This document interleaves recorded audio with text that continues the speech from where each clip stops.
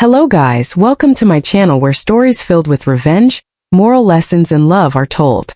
Sit back, relax and listen carefully as I tell you this story, and don't forget to like this video, share it with your friends, and subscribe to the channel for more stories like this. I was 37 years old when the truth that would change my life forever first stared me in the face. My name is Daniel, a Marine who had just returned from deployment in Afghanistan. After years of being hardened by deserts, bullets, and loss, I thought there wasn't much left in the world that could shake me. But I was wrong. Betrayal doesn't come at you like a bullet. It cuts deeper, slower, and deadlier. When I returned home 3 months earlier, I tried to convince myself that everything was the same as it had always been. Clara, my wife, welcomed me with open arms. She cried when she saw me at the airport, hugged me tightly as if she would never let go, and whispered, "You're home, Daniel. You're finally home." For a moment, I let myself believe that everything was perfect, just as it should be. But perfection is sometimes just a carefully crafted lie. I noticed little things, subtle things at first. Clara had put on some weight, which I thought was normal. I'd been gone for almost a year, but her clothes seemed intentionally loose, like she was hiding something beneath them. Her once carefree laughter had become fragile, cautious, almost like she was waiting for something to collapse. And whenever I asked if she was all right, she'd brush it off with a nervous smile, telling me she was just tired from work or stressed by bills. 2 weeks after I settled back in, she sat me down at the kitchen table. The air smelled of coffee, though she hadn't taken a sip of hers, just kept stirring it nervously. Finally, she looked me straight in the eyes and said, "Daniel, I have news. I'm pregnant." I froze. My hands tightened around my cup until it felt like it might shatter. Pregnant. The word rang in my ears like an alarm bell. We had been intimate since I came back, sure, but not nearly enough time had passed for her to be showing this much. She already had that glow, that roundness, that heaviness about her that didn't fit a pregnancy in its early weeks. My training in Afghanistan had taught me to trust my instincts, and at that moment, something didn't sit right. Still, I smiled. I congratulated her. I told her we'd figure everything out. And when she insisted that I accompany her to the ultrasound appointment, I agreed, though my gut twisted in knots. I told myself I was overthinking, that trauma had rewired me to see threats where there were none. The day of the ultrasound, the hospital hallways smelled like antiseptic and hope. Couples sat side by side, some holding hands, others whispering excitedly about the new lives growing inside them. Clara squeezed my arm, resting her head lightly on my shoulder as if nothing in the world could go wrong. But her fingers were cold and clammy, and when I glanced down, I noticed her leg bouncing nervously. When we were called into the room, the technician greeted us warmly, setting up the machine with practiced ease. Clara lay back on the bed, lifting her shirt as the cool gel spread across her stomach. I stood beside her, forcing a smile, my heart pounding like I was back in combat. The image flickered onto the screen, a grainy swirl of shadows and light that suddenly took form. A baby. My wife's baby. I should have been overjoyed. I should have felt my chest swell with pride. But the silence in the room wasn't right. The technician frowned slightly, then excused herself and returned moments later with the doctor. The doctor was an older man, with years of experience etched into the lines of his face. He studied the monitor quietly, adjusting the probe and squinting at the screen. Then his hands trembled just slightly, but enough for me to notice. He cleared his throat and looked at me, then at Clara, then back at me. "Sir," he said, his voice lower than before, "I think we need to talk privately." Clara's hand flew to her mouth. "What's wrong?" she asked, panic dripping from every word. The doctor hesitated, then looked at me with eyes that felt like they had already told me the truth. "You need to step outside for a moment." But I didn't move. I stood frozen, staring at the screen. That baby wasn't tiny. That wasn't an early pregnancy. The measurements on the side of the monitor told me everything in 32 weeks. 32. My breath caught in my throat. My deployment had lasted almost 11 months. There was no way that child was mine. Clara started to cry, but not the cry of a woman afraid for her unborn child. No, this was the cry of someone who had been caught in a lie. "Daniel, please," she whispered, her voice shaking. "Let me explain." "Explain what?" That she had carried another man's child while I was dodging bullets overseas? That she had looked me in the eyes these past weeks, kissed me, slept beside me, all while hiding this from me? My fists clenched at my sides, every muscle in my body ready to snap. The doctor excused himself quietly, sensing the storm in the room. Clara reached for my hand, but I pulled away as if her touch burned me. Who? I demanded, my voice hoarse. Who did this? She shook her head, sobbing harder. Daniel, I never meant for this to happen. I was lonely. I was scared. You were gone for so long. Her words blurred in my ears. My vision tunneled, focusing only on that screen, on the undeniable proof that my life had been rewritten without my consent. My mind spun back through the months I had been gone, remembering the neighbor Marcus, who was always offering to help her with groceries, fixing things around the house, mowing the lawn. I remembered how she mentioned him casually in letters, saying he was just being kind. Now I know the truth. I stood there in that sterile hospital room, the hum of machines filling the silence, my heart shattering piece by piece. The Marine in me wanted to demand answers, to plan my next move, to take control of the chaos. But the husband in me, the man who had once adored Clara, just felt the crushing weight of betrayal. I didn't scream. I didn't break anything. I simply walked out of that room, each step heavy, each breath ragged. As I pushed through the hospital doors into the sharp air outside, I knew my life had split into two parts, before that ultrasound and after. When I stepped out of that hospital, the air tasted metallic, heavy against my tongue. I remember gripping the railings near the parking lot, trying to steady myself as if I had just been thrown from a battlefield explosion. In some ways, it was worse than combat. At least in combat, you know where the enemy is. Betrayal, though? It comes from the place you least expect.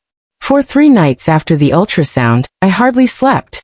Clara tiptoed around the house like a stranger, her face pale, her eyes red from crying.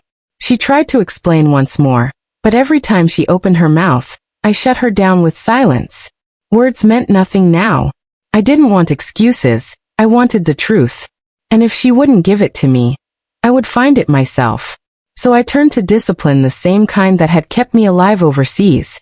I wrote down dates, reviewed deployment records, and checked the timeline. 32 weeks. That placed conception right in the middle of my deployment. No margin for doubt. Then I thought about Marcus. He was the neighbor who never seemed to know boundaries.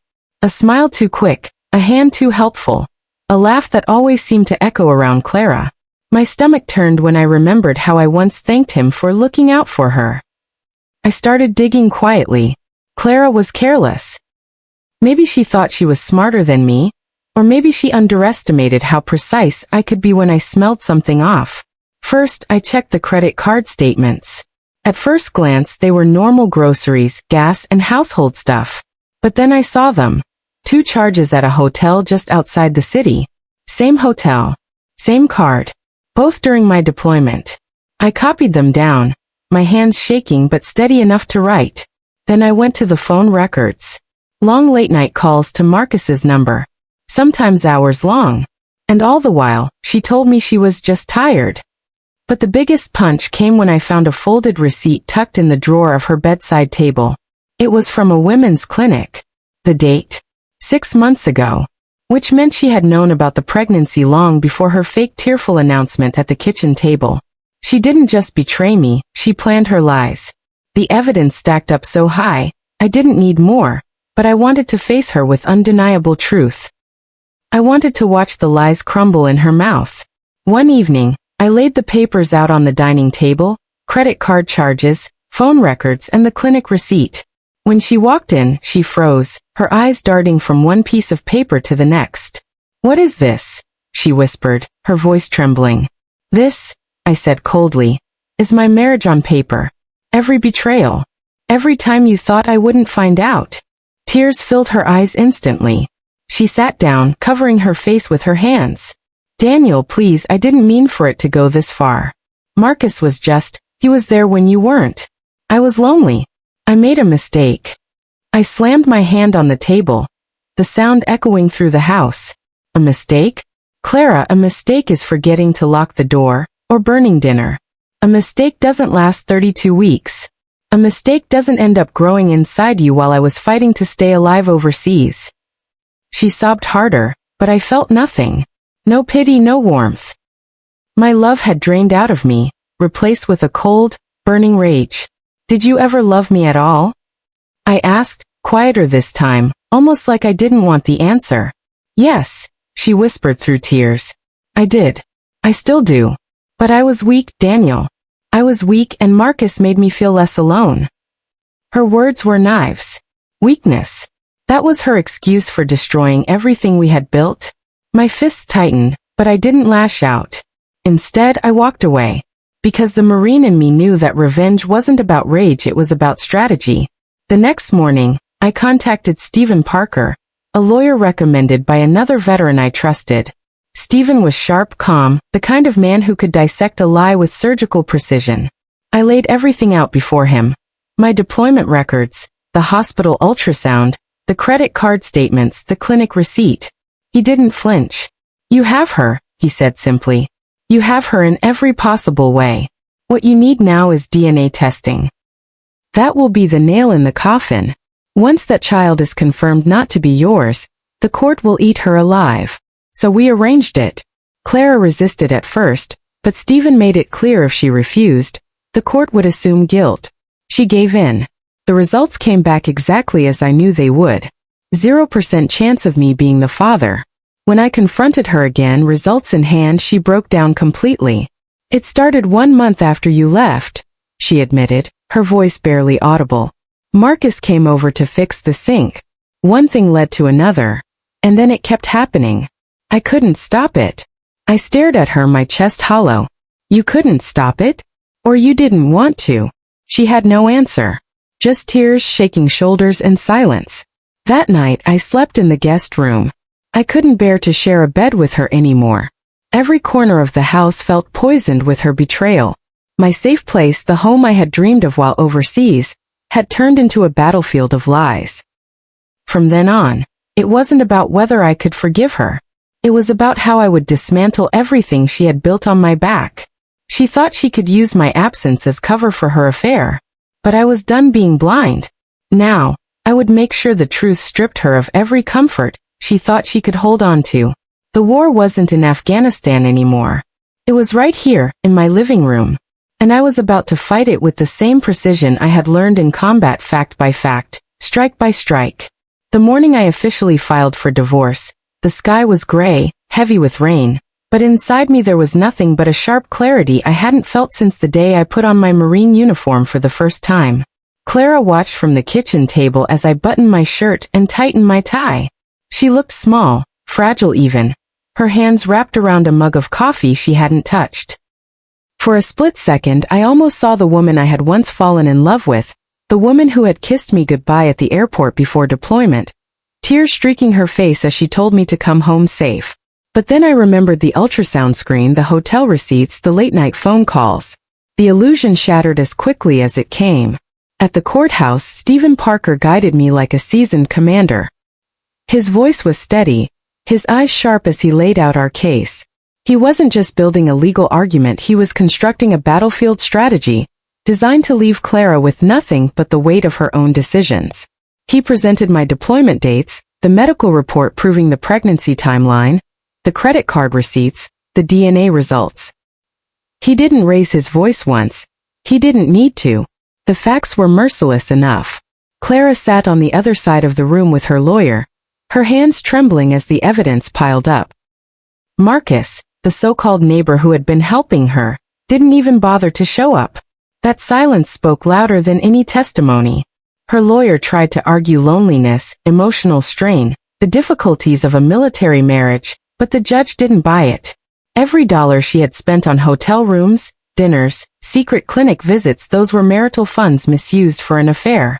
And in the eyes of the court, that was financial betrayal as much as it was personal. When the ruling came, it was swift and brutal. The house, awarded to me, free and clear. The savings account, split disproportionately in my favor. The court even placed the burden of all pregnancy and child-related expenses squarely on Clara's shoulders. It wasn't my child, and I would never be forced to carry the responsibility for it. The gavel came down, and just like that, justice was mine.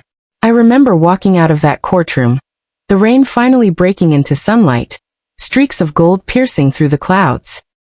Clara followed me into the hall, her eyes red and swollen. "Daniel, please," she whispered.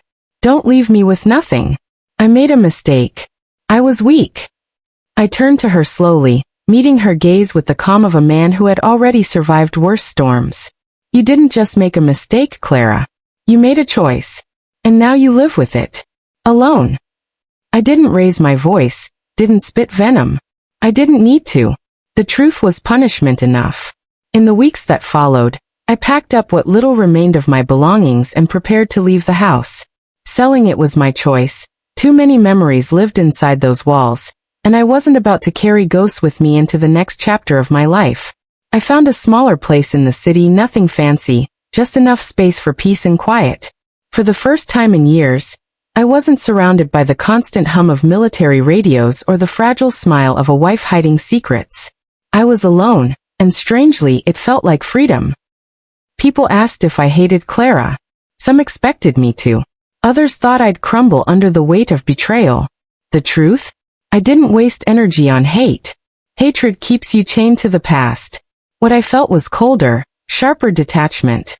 Clara was no longer my wife, no longer my problem. She was simply another lesson carved into the story of my life. Marcus moved away a few months later. The whispers around the neighborhood suggested he hadn't wanted the responsibility of Clara's pregnancy. That didn't surprise me. Men like him don't think beyond the thrill of the moment. Clara was left alone, carrying the consequence of every secret she thought she could bury. That, to me, was more powerful than any revenge I could have planned.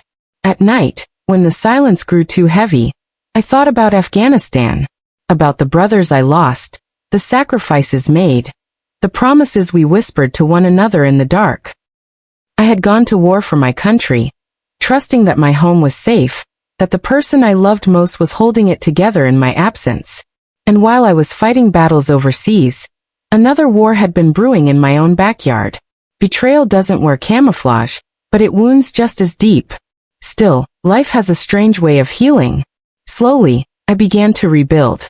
I started running again at dawn, the way I used to before deployment. I joined a veterans support group, where men and women with scars visible and invisible sat together, and spoke truths no one else could understand. In their stories, I found strength. In their survival, I found mine. Looking back, the ultrasound room was the moment my life cracked open, but it was also the moment I learned something crucial. Truth, no matter how devastating, is better than a comfortable lie. Clara thought she could shelter me from reality with her deception, but in the end, the truth became my salvation. And so I let go. I let go of Clara, of Marcus, of the home we once shared, of the life that had been built on sand. I chose instead to hold on to myself, to my honor, to the lessons carved into me by betrayal, to the freedom of knowing I survived it. To anyone listening, I say this: trust is fragile. Guard it carefully, but if it's broken, don't cling to the shards. Pick yourself up, walk forward, and never forget that sometimes the harshest endings are simply the beginning of something stronger. Moral lesson.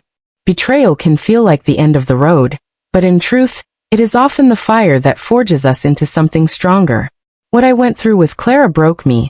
Yes, but it also taught me that love without loyalty is hollow, and trust without truth is meaningless. Life doesn't always give us the endings we want, but it does give us the lessons we need. And in those lessons, we can find the strength to start over. So if you've ever faced betrayal, know this: your worth is not defined by someone else's weakness. You can rebuild, you can rise, and you can find peace again. Hello guys, thank you so much for listening to my story. If it touched you in any way, please like this video, share it with your friends, and subscribe to the channel. Leave a comment below about what lesson stood out to you most. I'd love to hear your thoughts. And remember, no matter how heavy betrayal feels, you are always strong enough to move forward.